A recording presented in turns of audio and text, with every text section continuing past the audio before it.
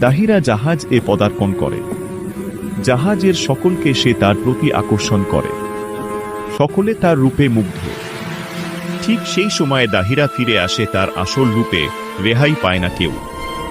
একে একে সকলকে শিরচ্ছেদ করে।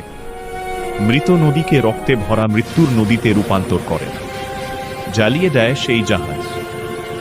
বেশ কিছুক্ষণ পরে ওই কথা জানাজানি হলে রাজ্যের সকল মানুষ আতঙ্কে কেঁপে ওঠে।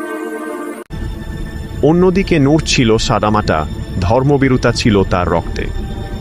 নূর ছিল একজন সাধারণ ঘরের সন্তান। তারা কোন রকম এ জীবন যাপন করে জীবিকা নির্বাহ করত। নূর তার অবসর সময়ে বেশিরভাগ সময় এ পুরনো ইতিহাস ও কিতাব নিয়ে পর্যালোচনা করত। হঠাৎ একদিন দাহিরা তার প্রতিশোধের বীজ বপন এ ফিরে এলো ওসমানীয় সাম্রাজ্যে। তখন রাতের অন্ধকারে তার কালো ছায়া ছড়িয়ে পড়ে সাম্রাজ্যের কোনায় কোনায়। দাহিরা তার শয়তানদের দ্বারা রাজ্যের প্রায় অধিকাংশ মানুষকে প্রভাবিত করে।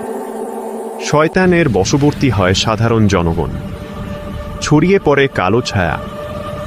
সকল অশুভ শক্তিরা দাহিরার পালে লুটিয়ে পড়ে সিজদায়। দাহিরার সকল আদেশ মেনে চলে তারা। তখন অটোমান সাম্রাজ্যের উসমানীয় সাম্রাজ্যের সকল মানুষ একে অপরকে প্রতি ক্ষোভ, প্রতিহিংসা, লালসায় ডুবে পড়ে।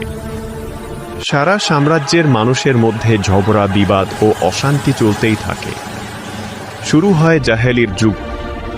অন্ধকার আচ্ছন্ন তমসার যুগে সকলেই সকলের উপাসনালয় ত্যাগ করে জীবন যাপন করে নিজের মতো করে বিচ্ছিন্ন জীবনে। এভাবে কাটতে থাকে সময়।